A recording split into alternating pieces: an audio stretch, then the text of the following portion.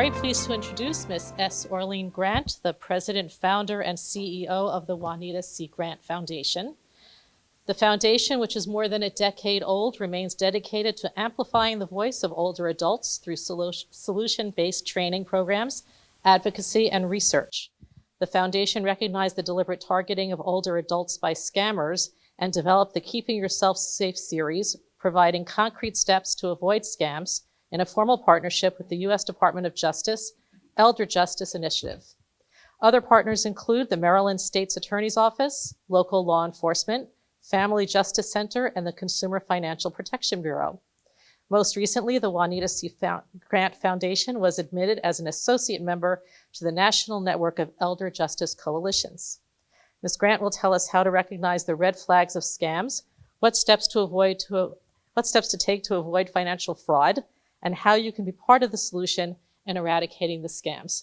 Please welcome Ms. Grant. Well, thank you. Good afternoon. Good afternoon. Great. It's gorgeous outside. It's difficult being inside right now, but I'm so happy to be here. Just want to tell you a couple of seconds about the history of the Juanita C. Grant Foundation.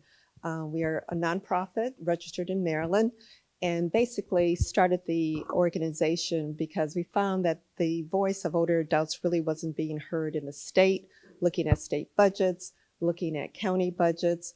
And we felt like there was a greater need to attend to some of the challenges and the key priorities that older adults were interested in and needed to have their voice amplified. We have three major programs, and in your packet is our card with little happy people on it.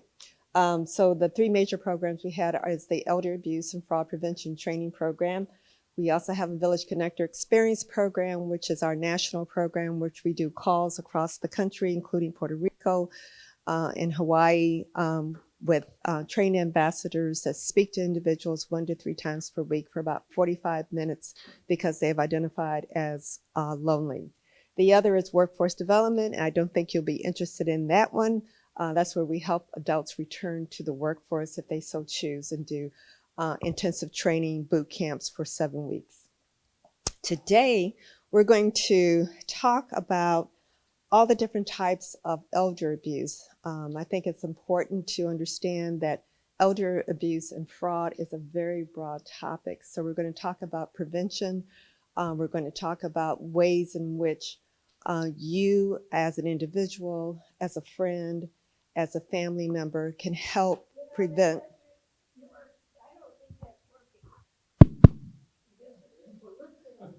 Can you hear me? Okay, is that better? So we're going to talk about that as far as your role in helping to prevent and interrupt. Just keep those thumbs up if I go, when it's okay. Help interrupt and hopefully dismantle elder abuse in the country. We're going to be giving a full day summit on May 15th with the Department of Justice and the U.S. State's Attorney of Maryland on bringing together law enforcement, higher education, medical community, adult protective services, social services, and different advocates across the country and across the state to look at elder abuse and prevention and doing different ways of trying to eradicate that across the nation. So that's our next big event coming up. But I wanted to give out some cards for those that came in a little bit later. If you could just take one. I want to start out with how many ways do you know elder abuse? There are 5 basic categories of elder abuse that the Center of Disease and Control says that we need to look at. So right now, if you could just look on your white card, if you could write down as many categories of elder abuse that you're aware of. Just take a few minutes. I'm not going to pick these up. They're not going to be graded. So if you have 1, if you have 5, if you have 6, that's fine. So just give you a minute to write those.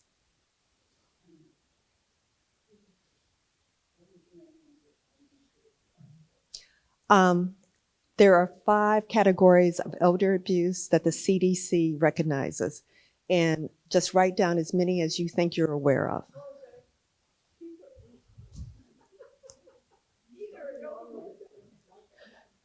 It's true. Okay. Give you just a minute.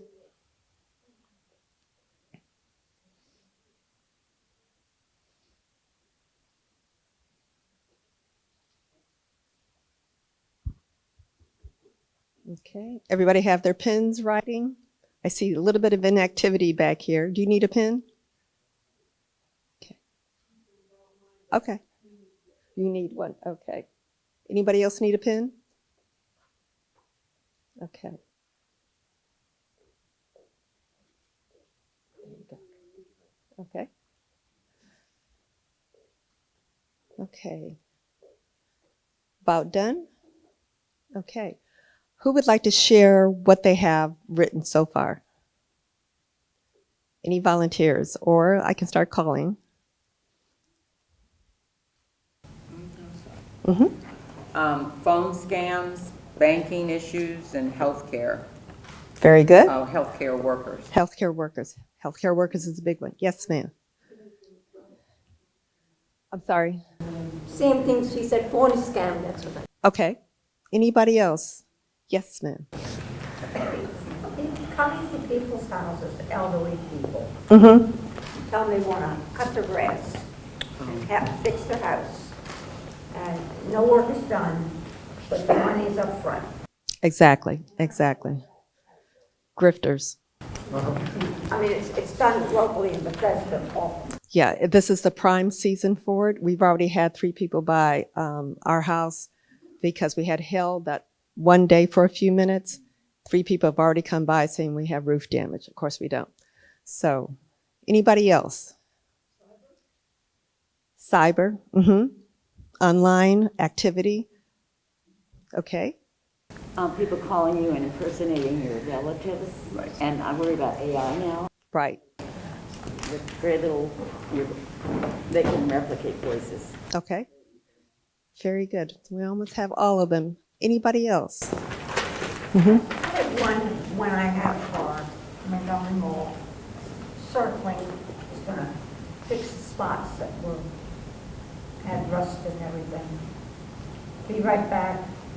And I quickly said, the police are looking for you. They were. And he was circling Montgomery County, the parking lot, this old giant, offering to do this tomorrow or today with a paint bucket and needing money up front. And when I said the police are looking for you, he left. Good indication that's a scam. Anyone else? Okay, I think you covered most of them. I'm going to go over just the categories so that we can make sure that we have a greater awareness of all the different categories of elder abuse, because any type of elder abuse we need to eradicate. Scams is a part of the financial, and we're going to concentrate on that one. But I want to make sure everybody leaves with understanding the full breadth of what elder abuse is about. So we have physical abuse. Physical abuse could be a number of different things, and a lot of bullying goes into physical abuse, such as I'm going to hit you, or I'm going to slap you, or rough treatment. It could be just rough treatment of moving an individual from a wheelchair to the bed, but so that they're jostled, they feel in jeopardy. So physical abuse isn't just hitting someone, but it can also be intimidating behavior. It can be, you may not see any physical scars, but they feel very afraid to be in that person's presence. That happens a lot within the home. 99% of elder abuse occurs in the home. All of the categories, 99% occurs in the home.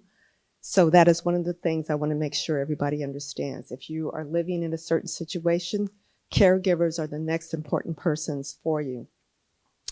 The other one is emotional abuse, and this could be a number of different things. This could be neglect, such as not talking to you, walking through the room, not speaking to you for months. We did have one category of a husband and wife who was in our Village Connector Experience program, And the wife, who was probably about 76, fell, injured her hip, and was not able to stand up by herself very long. So she was mostly in a wheelchair or in her bed. Her husband disappeared for 3 weeks at a time. So she was not able to be fed, dressed, or clothed, or take any hygiene activities for 3 weeks. And when we were talking to her and we finally figured out that was going on, we had the local police in her area come do a well check. And they then had an intervention that they were going to have with her to make sure that she was taken care of.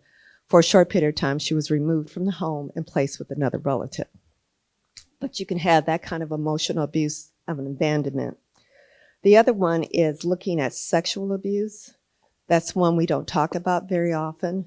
It could be an assault itself. It could be the individual was forced to watch a sexual act. So that would be sexual abuse, that kind of intimidation. The next one is financial abuse, and that's the one we're going to concentrate on today. Financial abuse could be a number of different things. One, it could be within your home, say a nephew or granddaughter or another loved one moves in with you because you're alone in the house, and your checkbook starts to disappear. You can't locate your checkbook. You can't find your credit card, or when you do get your credit card statement, you have very interesting charges on them. So if you have instructions, go to the store and get, a certain amount of groceries, and it comes back that it's $300 more than you expected, and you don't find that out till 30 or 60 days later, and the person says, "Oh, I forgot to tell you."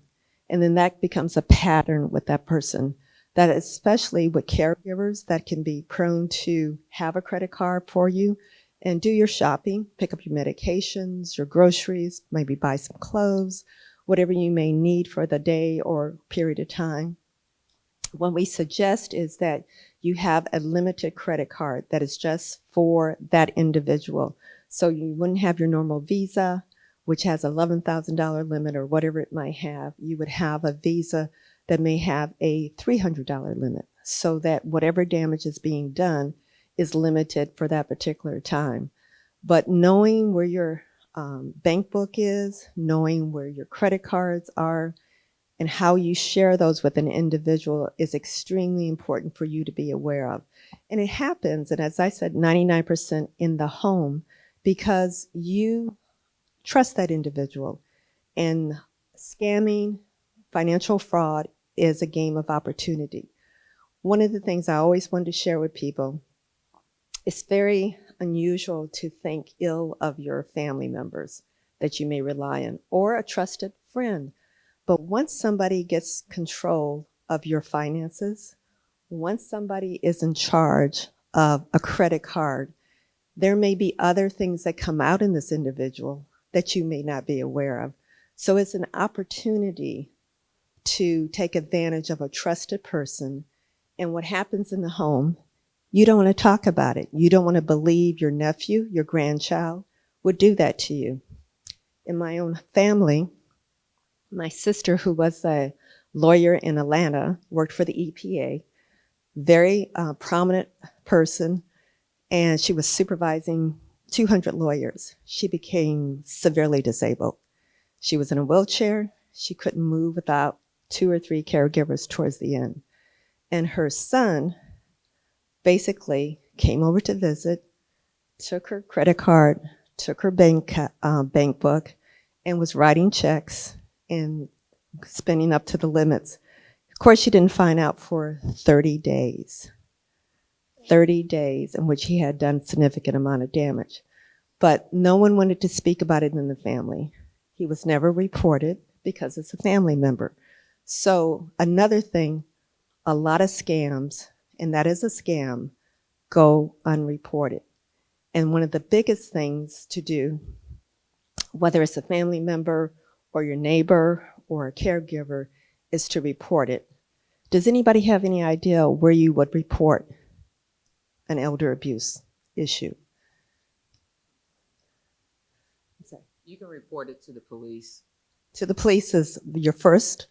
The Federal Trade Commission is another. The Federal Trade Commission, and why it's important to report it to them, is that they collect data across the country to find out where the scam rings are. So if there's something going on in a particular area, such as in Maryland right now, the pigeon drop is rampant. Has anybody heard of the pigeon drop? No? You are very good. That's a good thing. So the pigeon drop, and what's your name? Edie. So Edie is talking about a pigeon drop. And this is what's going on right now in Maryland. The police are rounding up these individuals, but it's a huge ring. They have one person in jail right now, and that is the ringleader, but the ring is still operating. So who do they target? They target individuals who go to stores like Home Depot, the grocery store, could be a bakery, could be Saks Fifth Avenue, across the street. They look for older individuals who have nice cars and are walking either by themselves or they may be walking with some assistance, such as a cane or a walker, rollator. Those are the individuals they look for. What they do is someone would come up behind you, and as Edie said, did you drop this? Did you see this? And they pick up a purse, if it's a woman. They pick up a purse and say, it's full of money. We could split this. But I need some assurances. This goes on every day. I need some assurances that we are in this together. So what I need you to do is take out a certain sum of money. And in this last ring was $21,000 that this woman took out. So they get in the car with you and say, I'll go to the bank with you, and then you go to the bank with me. And we'll both put up money so we know we're in this together, and then we'll split it. So we know we both have something to lose. And so this individual, his name was Snaps, gets in the car with this older woman in her 70s.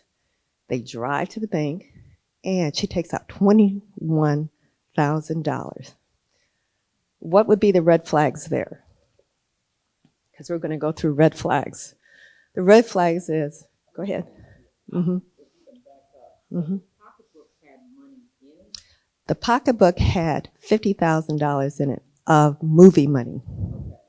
Okay. And then he wanted her to go get money out of the bank Mm-hmm.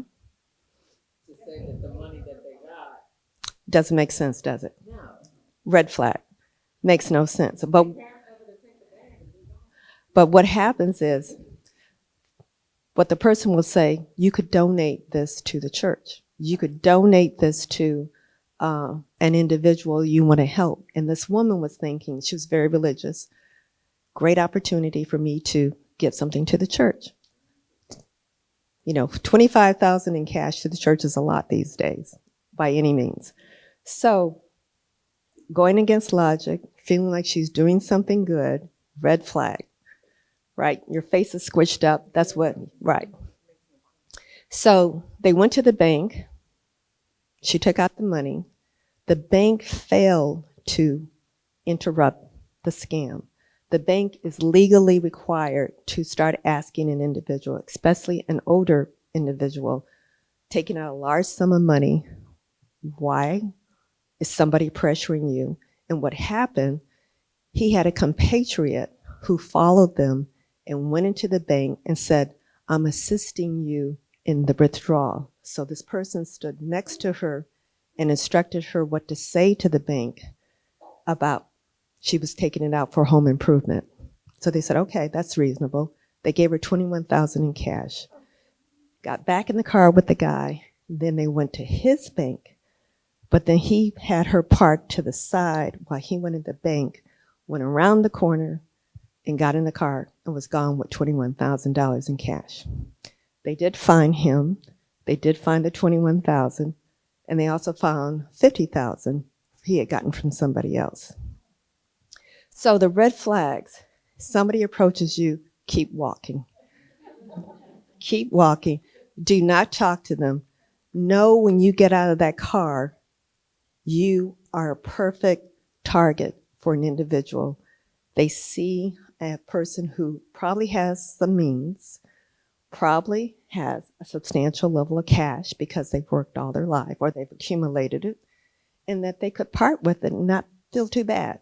You know, she pulled out $21,000, wasn't fazed by that. So she was restored with the $21,000, but whoever had the $50,000, they had no idea. And this has been going on. So this is occurring right now in the state of Maryland on a crisis basis. There's a whole task force that's developed just for this. The other one I want to talk about is online. A1 and online are probably the two uppermost. How many people have gotten an email, say from American Express or Social Security, saying there's something wrong with your account? We need you to call or we need you to go online and verify your account number. How many people have had that? Okay. So how was that for you?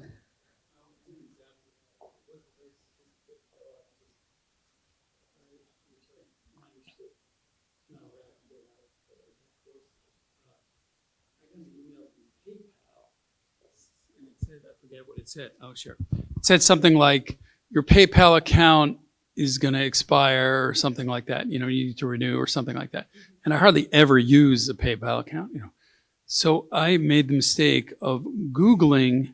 This was an obscure thing that I never would have thought of. Googling PayPal customer service. I suspected the email was bogus. So I wanted to call PayPal, the real PayPal, and check and say, you know, this is happening and stuff. So I Googled PayPal customer service number, and I called that number, and the guy seemed to be helping me, but then he insisted we get my bank on the line. And it even had the caller ID of my bank. But when they started asking for a bunch of stuff, I got suspicious and I got off. I mean, it was probably stupid to go that far. But it was a very elaborate thing, and it makes me, I mean, I don't know why Google isn't preventing that number from coming up on its search algorithm. Maybe that's impossible. I don't know if that's Exactly. Thank you. And Google can't really prevent it because by the time they know about it, they've already done 50 iterations because it's computer generated. So, yes, ma'am. And the headline on my phone said, my bank, my bank, credit card, blah, blah, blah. So naturally I answered it, And this male on the other end asked me if I had a debit card. I don't have a debit card. And he kept asking, do you have a debit card? And stupid me, I didn't realize it was a scam. He kept asking and asking. I finally hung up. A little bit later, same thing. It said USAA, credit, blah, blah, blah. I answered. And a same scammer, he called 7 times. Finally, at midnight, I called USAA, and they said no. And he also said my credit card had been stolen, and they negated the credit card, and of course nothing happened. But that's another thing that happens. They can take someone else's phone number, your bank's phone number, and it comes up on your screen, and you think it's your bank. Mm-hmm. As Edie said, they can clone numbers. They're extremely ingenious. This. Now, this may not have anything to do with it. I was looking at this while I was waiting. It says, watch out for a new Medicare card scam. I got a new Medicare card in January, and it says that they hadn't issued them since I don't know when. But I did before that get a call saying, did you get your new socials? And I said, I hung. 2 things. IRS doesn't call. Social Security doesn't call. They send you an envelope. IRS will send you an envelope so big you can't not see it. It's huge. Social Security will send you an envelope that looks official. Anyone who calls that says they're from IRS or Social Security, that's a scam. The best advice I can give you, if you don't know the number, do not pick it up. If you just are curious, as some people are they just can't help themselves, they have to know who's on the phone. And there are individuals like that, right?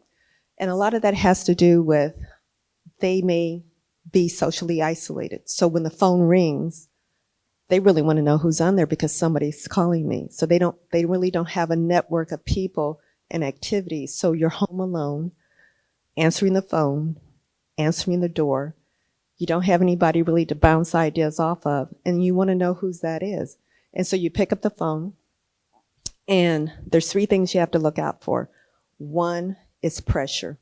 The person will start talking, keep you on the line, make it sound urgent, that you need to do something immediately, and if you don't do it, something bad's going to happen. I got a phone call, and it was from a regular number. In fact, they had cloned one of my friends' names and called. So I picked it up, and it turned out to be, we're calling from the IRS. There's something wrong with with your tax return. I know there's nothing wrong with my tax return. And if you don't give us gift cards, we're going to come and arrest you. And I said, okay, what time are you going to be here? And I'll have the police here waiting, and we'll both talk together. And they hung up, right? That's if you're on the phone, just say the police. Yeah, we'll meet the police. But IRS doesn't call. Social Security doesn't call. You can't pay your taxes or fines in gift cards. And this is still going on. People are doing gift cards. And what's happened with AI, with gift cards, they used to come pick them up. Then they started sending Ubers. They would meet you at Giant, and we'll pick them up from you right then and there. They no longer do that. What they have you do is just call the numbers in, and they can take the money and immediately put it in their accounts. So they don't even need the card anymore. They can just need the numbers. If you see a number you don't know, please let it roll over. Then pick up your messages, and you'll understand if it's a scam because it'll start beeping. Or it says, "This is Jane, I'm calling again." That's a scam. So my advice is don't pick it up. And if you do pick it up, do not say anything. Allow them to speak because they're recording your voice. 2 things they want you to say. It's yes and your name. You know how some people say, pick up the phone, yes. They can put that onto an agreement, financial agreement. Well, she said yes. I've got her voice recorded. And she said her name. So they can put your name and they can put yes together. Do not speak if you pick up that phone. Just let it roll. Mm-hmm. I don't know if you saw the news this morning. Well, 2 things. One, I got a call from American Express because somebody charged $79 worth of pizza on my credit card last night. And American Express called me and said, "Did you do this?" I was like, "No, because I don't eat pizza." And so they immediately canceled it out. That's one thing about American Express is pretty good. So I get a new card. The other was on this morning, a lady got a call that something was wrong with a payment that she did on a credit card. And it was from Chase Bank. And that was her bank. And now it's a big issue on the Hill. So what happened, they told her she could transfer money from her account and wire it to pay. She agreed to pay the wire transfer and pay the bill.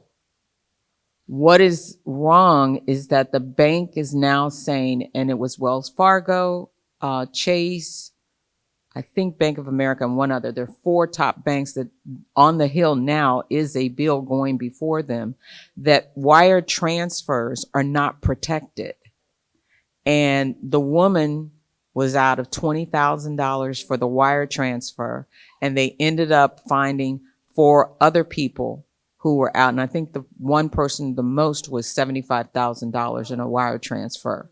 So they came back and said the problem is that the bank will cover you on certain things, your credit card charges and this and that. But just what you said in the voice activation is that she authorized via the phone the document that says, yes, I authorize this. The bank said she authorized it. We're not responsible. So how do you get out of that? I mean, That's a hard one. That is a hard one. She could probably get a really good lawyer and try to get the funds restored. Right. So she might have a better chance because they're being embarrassed right now. But it's very true. Wire transfers, you're at risk.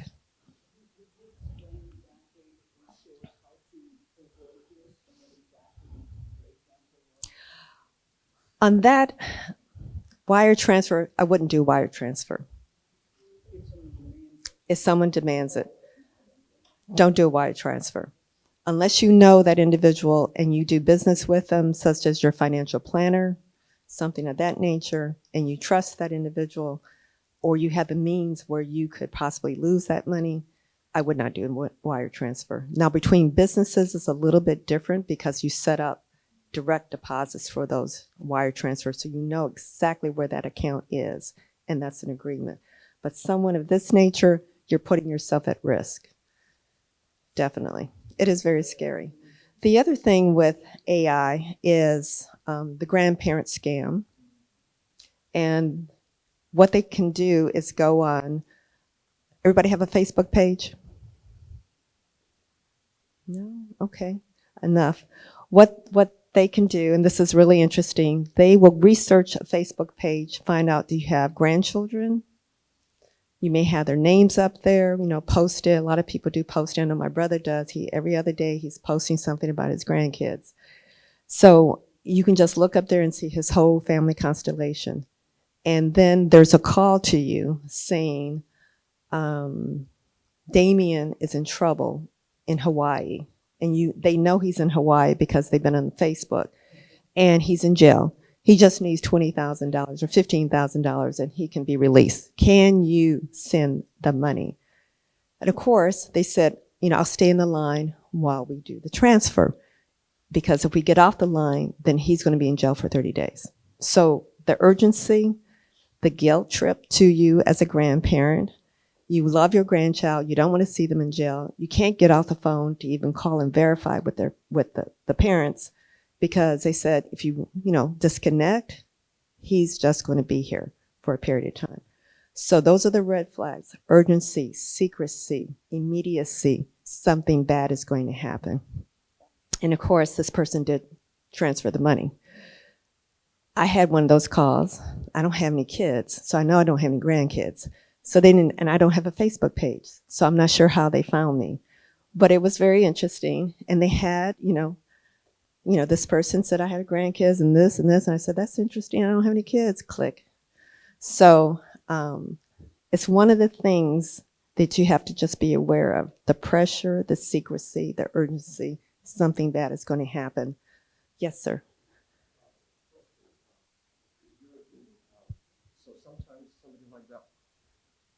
Sometimes somebody like that will call and what they would say, can you hear me okay?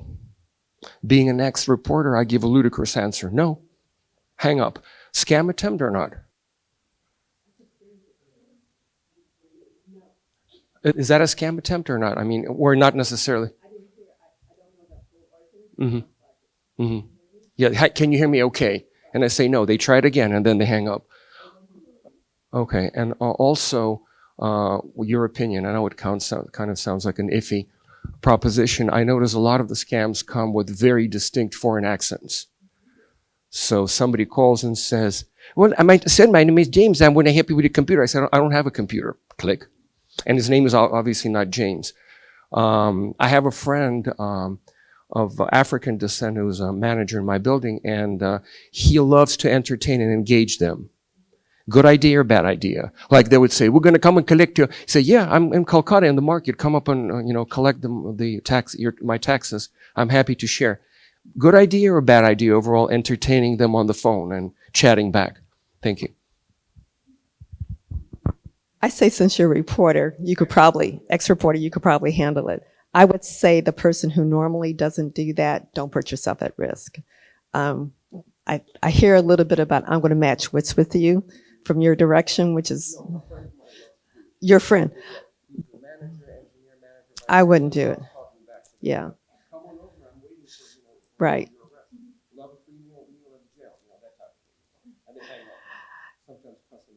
Right.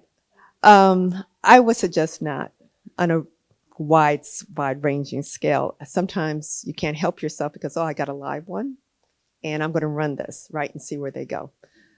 I do that every now and then, but most of the times I just hang up or I just listen until they go click, and then no, I'm not going to say anything. So one or the other. I want to get back to American Express, though, and the email. When you look at the email, and it seems like, why is American Express calling me? Why is PayPal sending me something? Look at the email address. Does it look like their official email? Do they have your name spelled correctly? If it says American Express number 123 at gmail.com, that is not American Express. That's a clone that they're using. Call American Express and say, this is what I have. They'll give you an email address to send it to so that they can stop it. If they don't know about it, again, reporting is very important. But do not respond. Do not open an attachment or email you are not expecting or unaware of, such as, this is the prince of whatever, right? And I'm trying to get $50 million into the country, and I just need your help. And could you, just put up a few tens of thousands of dollars, and you will receive so many millions of dollars. Put that on junk mail. Just do not respond to it, because the more you respond, what it says to the rings, and they'll track you, is, oh, we have a live one. If we keep doing it, sooner or later, this person will open it. Sooner or later, they can't help themselves, and they will fall. The other one that's pretty rampant right now in Maryland is the clearinghouse sweepstakes, Publishers Clearinghouse sweepstakes. There was a lawyer. She was about 65. She got a phone call very late at night. She was retired, done very well in her practice. I guess they knew that why they called her.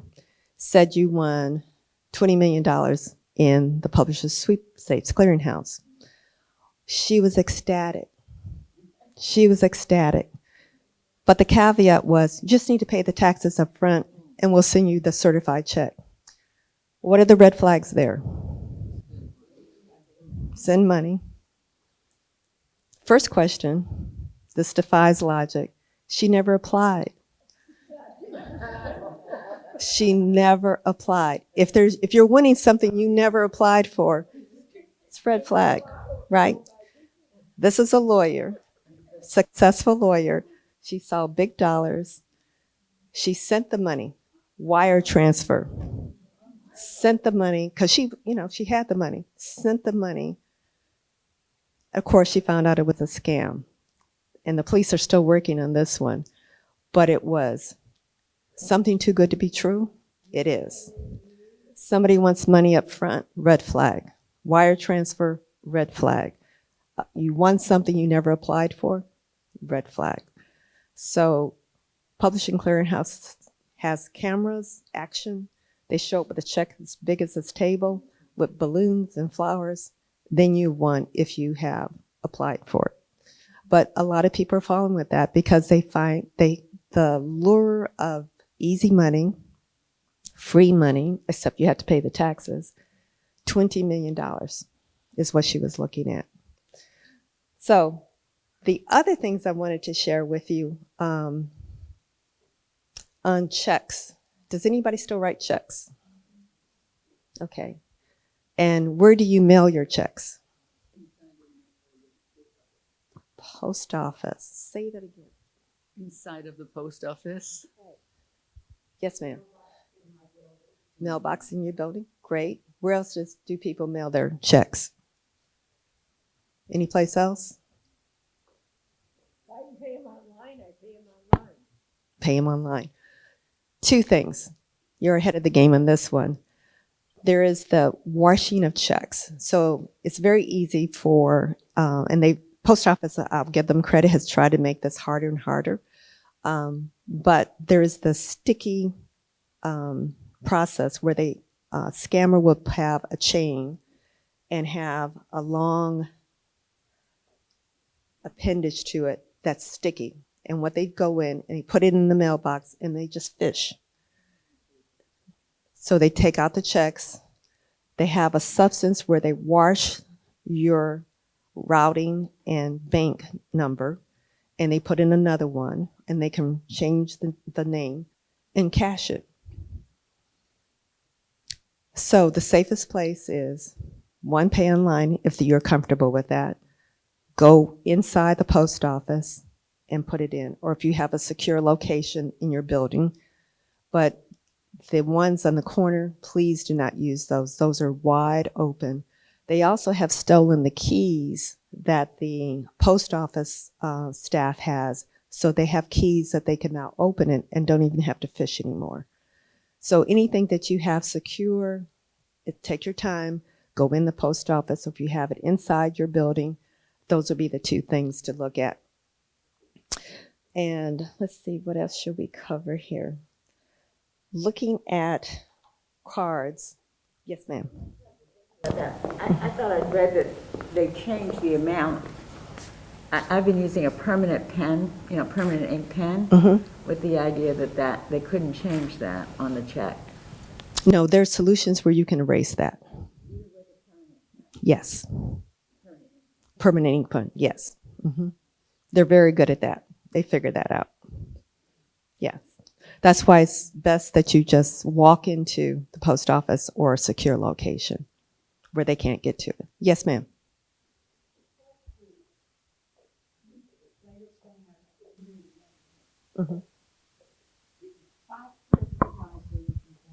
With a sparkly thing on top of the checkout at the Safeway in Georgetown, and have gone from there. It's a sparkly, so they know it's not the real people. And they picked their credit card number from that. And they did it on 3 machines where you check yourself out. Check yourself out. Okay. And they said, be very careful to make sure it's squeaky clean. And they're looking for these. They've done 5 grocery stores in Washington. They've gone to very good areas. So there are, when you check out, and this could be a grocery store, it could be anywhere. It could be a drugstore. And there can be attachments to the reader. So when they're swiping your card or you're tapping, they can read your numbers. And so they have your numbers and they can compromise your account. There's 2 things. I think you said you don't have a debit card. Is that right? Okay. Debit cards are very vulnerable because once the money is gone, it's very hard for them to get it back. It's very hard to trace. The recommendation is have one card that you do all your shopping with. I just happen to use American Express because they're extremely good about going after individuals. But it could be a Visa, it could be a MasterCard, whatever the card of choice that you may have. But a bank card, if you use that in a grocery store, at dinner, at a gasoline station is another place where that can be pretty rampant. It is very hard to claw your money back. So the recommendation is for all your shopping, use a credit card that you can then have someone act on your behalf and claw that money and restore the money to you as they investigate.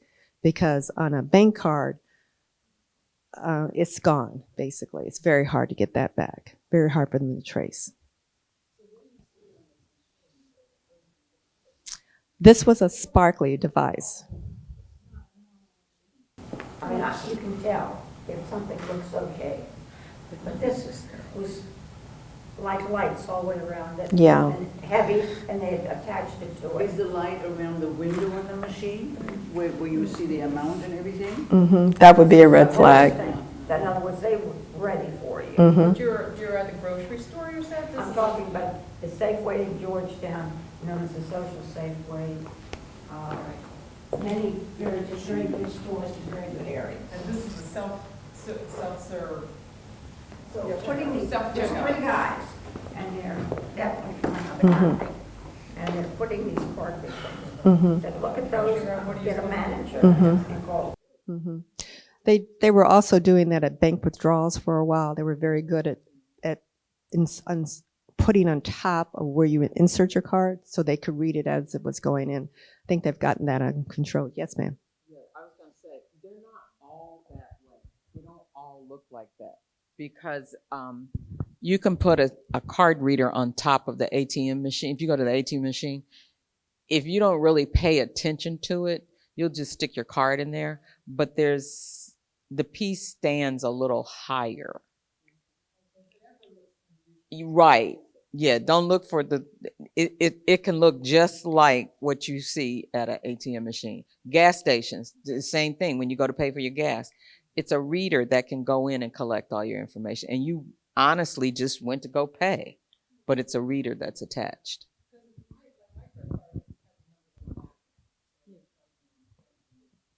Which is a good safety mechanism because considered proper. You'll know. Just look at the machine. If it looks weird, don't use it. Yes, yes, sir. Tap is better because you're not inserting. Once you insert, you're not quite sure what's in there, but yeah, tap is much better. I love that they came out with tap. Mm-hmm.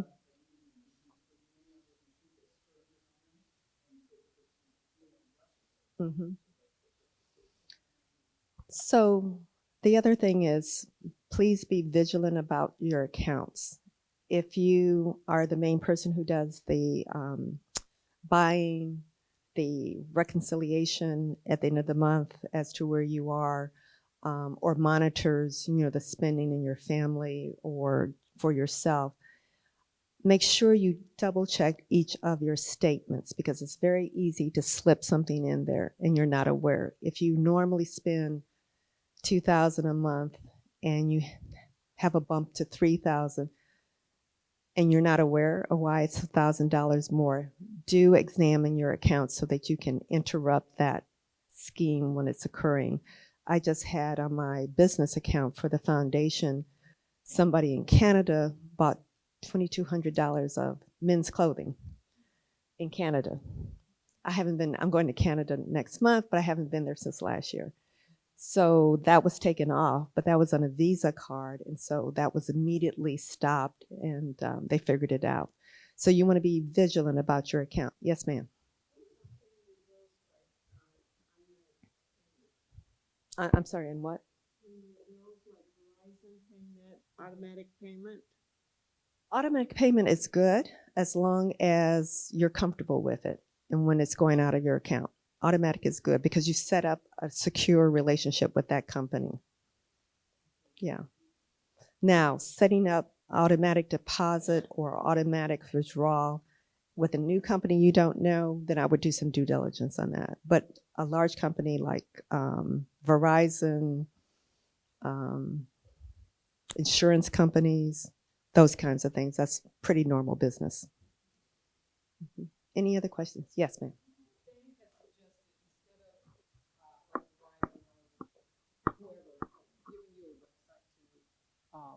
To pay your bills, they suggested you have it from your bank and you drop down and designate where your money is going as opposed to using their website.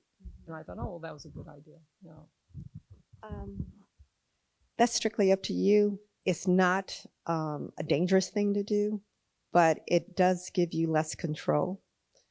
And whenever you have less control, then I start to worry. Mm-hmm. When you start having multiple deductions coming out of the account that you're not automatically in charge of. As long as you could. When I go to that particular bank, Mm-hmm. they actually have listed a lot of the common Payers. paying. Yeah, Mhm. so then you can actually designate who the pay Mm-hmm. will be. Mm-hmm. Mm-hmm. My bank had suggested, yeah, you should do it that way as opposed to going to the merchant and pay there. If you go to the merchant, you know where it's going directly. If you go through the bank, you have a third party involved. I would try it out and see how it works for you. It may just work. If you don't have a lot of accounts, maybe try 2 and see how that goes for you, and then add on. Yeah. I'd like knowing that I paid the bill and it's gone directly to Bloomies. Right. Versus it's coming through the bank, it's going through Bloomies. And also watch out for fees, if there are any additional fees that are tagged onto that. Yeah, so PIN that you should use if you're gonna write checks. use one, Somebody told me there was. a certain PIN. The best PIN that you can have is one that you can't remember. No, I don't mean PIN number. Oh, PIN number? No, no. You can have indelible ink. They can still erase it. Yeah, yeah. But I do want to talk about PIN numbers. Change your PIN numbers frequently. Once a month is the best practice. Most people don't do that. But when you are forced to change your PIN, change it to something that you have to put someplace else and not something that you can automatically remember, such as your kids' birthday dates, your birthday, the number where you reside, such as I live at 342. So if I put 342, that's an easy one for somebody to break into because that's where I live.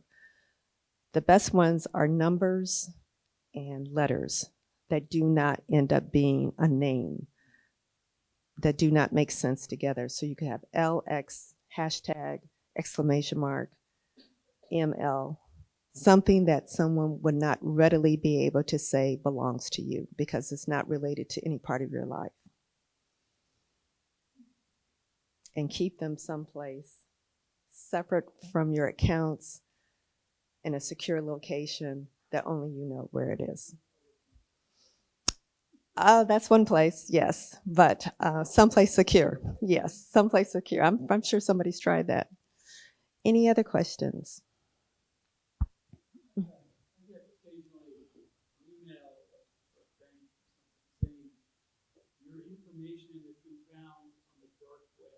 Mm-hmm.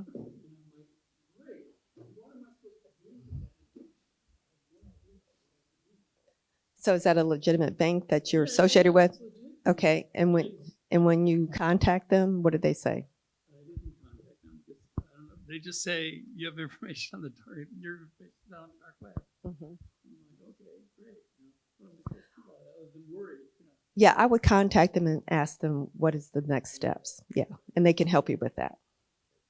Okay. So let's go over this a little bit. Red flags. Can someone tell me the red flags that you would look out for?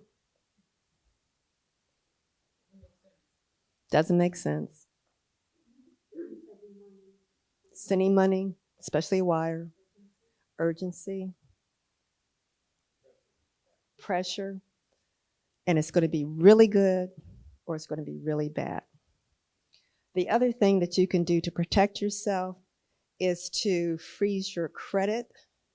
Unless you're buying a car or a house or a boat, a third home, which some people have, third home, there's no reason for your credit lines to be open. So you can freeze them, and if you want to buy a new car, you can call, get them released. As soon as you finish your purchase of the car, call and refreeze them. That will also help you.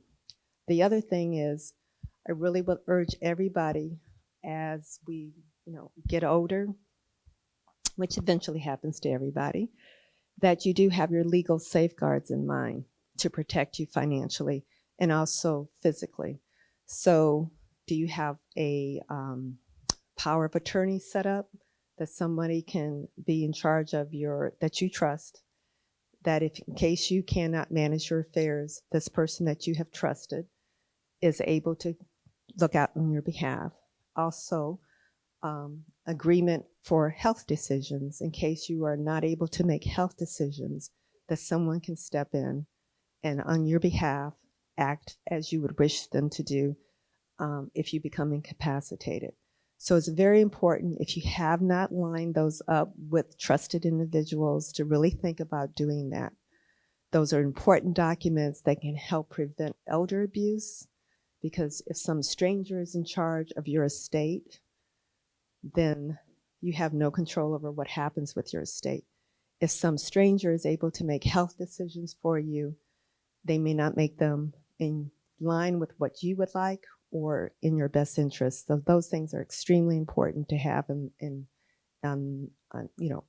line and codified and with somebody who can pull those out when needed. So those are the two things I would say everybody needs to do.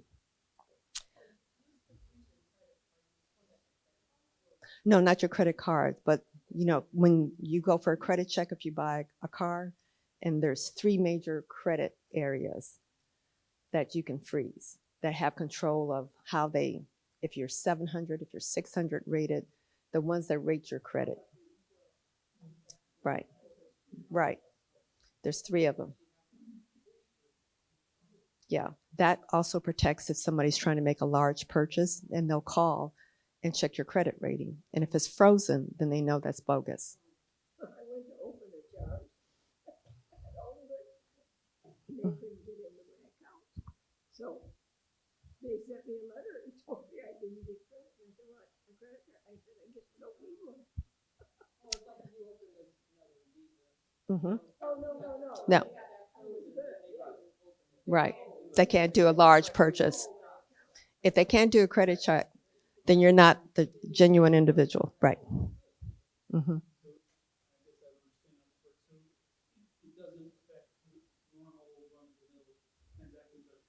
No. It's just if somebody takes out a credit card in your name, tries to buy a large purchase, and then they check your credit. Mm-hmm. Mm-hmm. And it doesn't affect your credit rating. You can freeze and open as many times as you wish. You will not get penalized. Okay. Yes.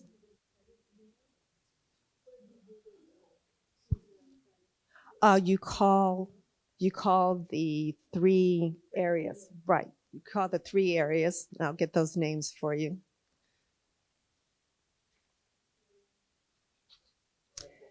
Equifax, Experience, and TransUnion. Those 3. Hard for me to remember. Mm-hmm. It's in the flyer. Mm-hmm. Very important to remember. Okay. So I have some giveaways. Get this to you. And to you.